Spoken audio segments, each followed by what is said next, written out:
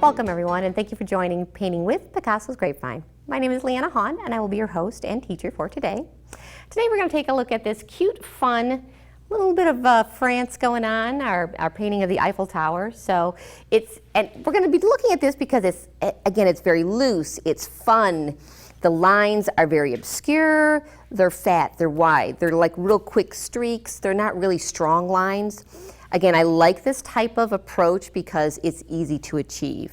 If you run into any errors, if your lines are a little off, a little wonky, it's easy to fix it because if there's a lot of movement, a lot of activity on here, your eye is not drawn to one very specific line. It's a little forgiving, and you can kind of hide anything you may or may not have messed up on. So as always, we're going to start off looking at our paintings and our paints that we will be using today. We have 4 colors. Today we're going to be working with white and black, very basic. We've got our phthalo blue and we have our cobalt blue. We're going to be using 3 paintbrushes today. Our number 1 filbert, our number 6 filbert, and our number 12 filbert.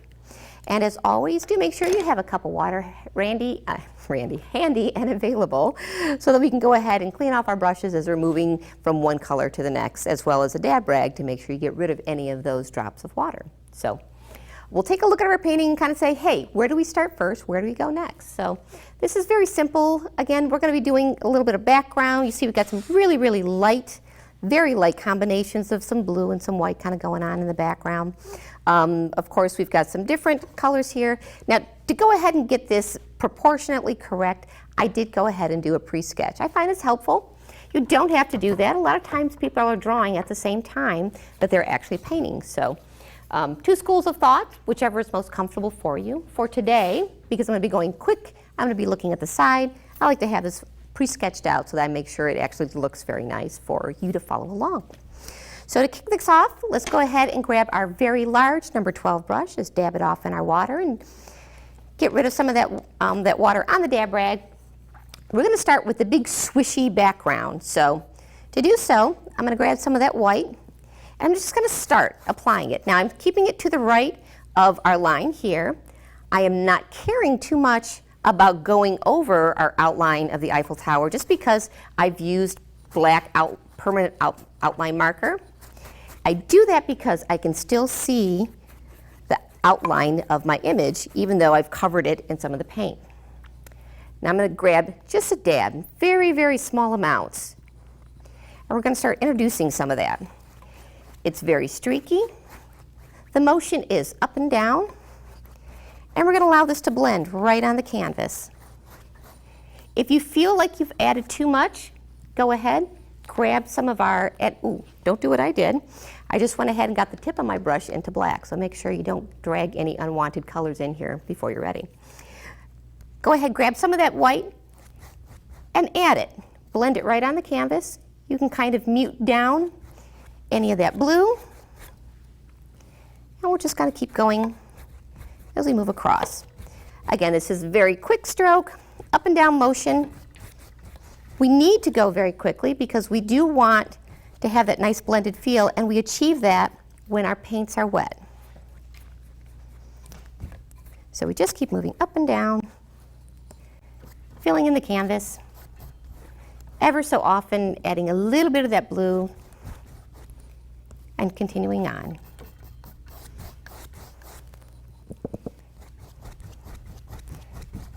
Now you may end up having some streaks that are very prominent where you can see the blue a little bit more. Some of your paintings, they're going to be very light. This is truly what you feel, what you like. And again, to achieve what you like, if you've gone too dark, add some white. If you've gone too light, add some blue. It's a very easy process to fix and really kind of modify as you're moving along. As well, this is kind of one of those paintings where you can really change up the colors, have fun with it. I've done this in kind of a monochromatic shades of blue. I've also done this in a monochromatic shades of red. And really, you can kind of tweak it up to any color that you like. It's very, again, very loose, very obscure. Just finishing the background as we go across.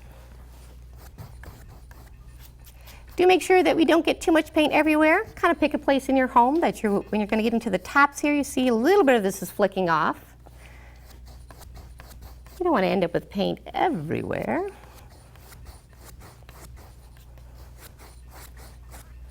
But we'll go ahead, get some coverage here. Again, very light. Just enough to kind of give it some motion, some movement. Something's going on in the background. You're not sure what. But gives a little bit of depth. All right. Looks good. So we'll go ahead, wash off our brush. And now the next thing we're going to do is we're going to move into the background right here. We're going to get that nice cobalt blue, get a base color on that. To do so, I'm going to move into my medium brush, the number 6 filbert, dab it in the water, dab it off on your dab rag, and let's go ahead and grab some of that cobalt. And we'll just kind of fill it in. Now keep in mind that right here inside each one of these little diamonds is black. So if your lines get a little messy right there, don't worry about it. Also keep in mind that we're going to be outlining these in black. So you can move very quickly, not too concerned about the accuracy of your painting because wonderfully, black fixes everything. So you'll be able to fix anything you kind of mess up on. Now, I'm not too cautious about blending in and having nice tight streaks here because this is kind of the style of painting that it's supposed to be. It's supposed to be quick, it's supposed to be a little messy, like it was done with just a few strokes. So I'm moving quickly, not blending, not fixing, and not making it smooth. Just kind of putting some paint on the canvas rather.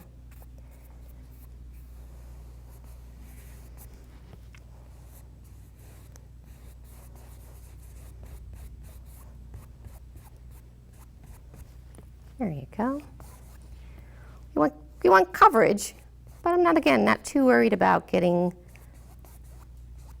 every stroke completely blended. So there we go. So we went ahead and got that particular coat on.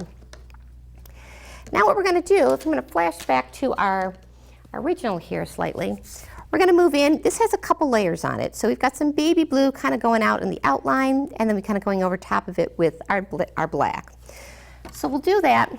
We'll start off with our tiny, tiny brush, our number 1 filbert. We're going to grab some of that cobalt, mix it in with a little white, kind of create our own baby blue. And truly, you're going to end up with multiple shades of baby blue, so whatever shade of baby blue that makes you happy. Moving through, just doing a quick outline. I'm not too concerned about whether or not that black line is showing through because I am going to go through and give another outline in black. So we won't have to worry about that too much. Some people are very concerned with being able to cover that outline. Typically, any shade of blue and white combined together is the best coverage you will get on your canvas.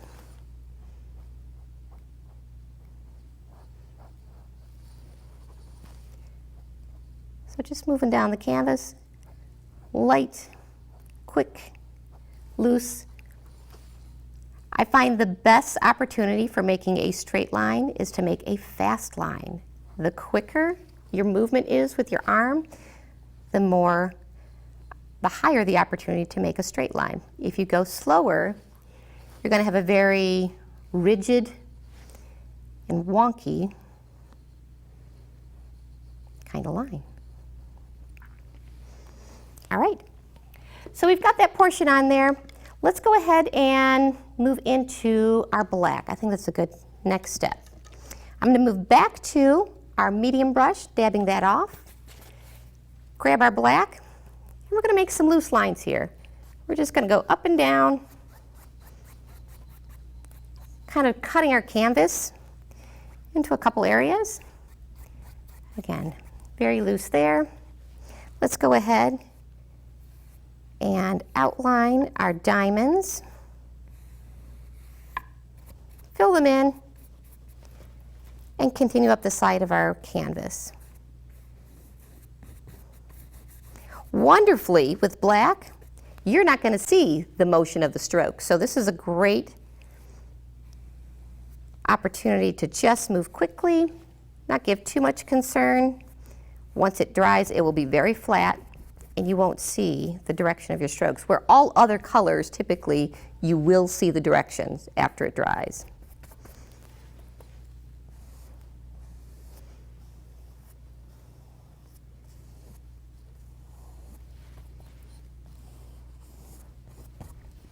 We do want to make sure we get all of the white covered here. I call that dimpling, where you see the canvas, the texture of the canvas showing through. Let's go ahead and make sure we got some good coverage. So we don't see that. And again, if you were going to take this painting and hang it up on your wall right away, make sure you put some paint on the sides of that. Just makes it look more complete. So you have the option to do that without adding a frame. All right. So we've got some looseness here. We've got some cuts going down the canvas, a division over here.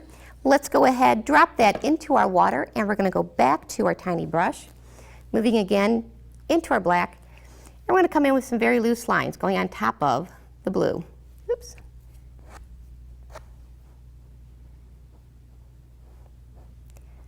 Fortunately, my drip dripped right where I'm going to make a line, so I can hide that nicely.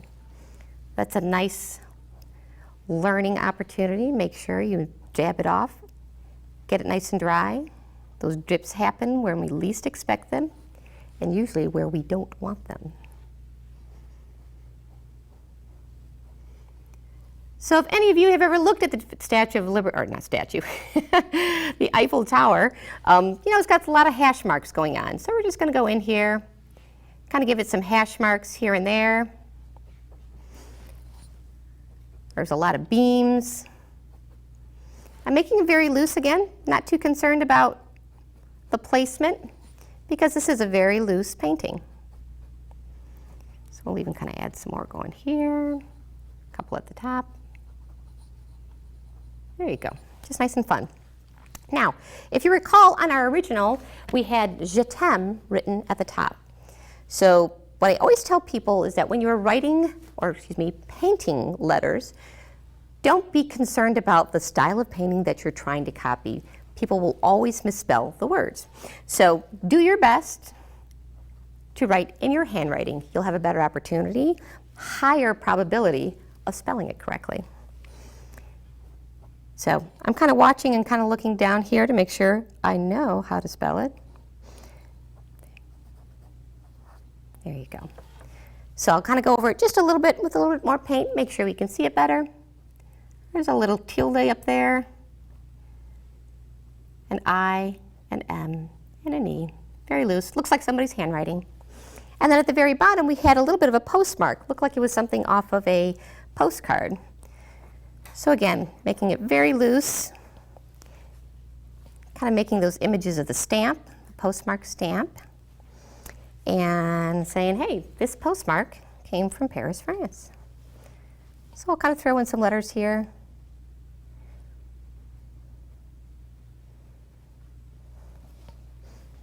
And underneath it.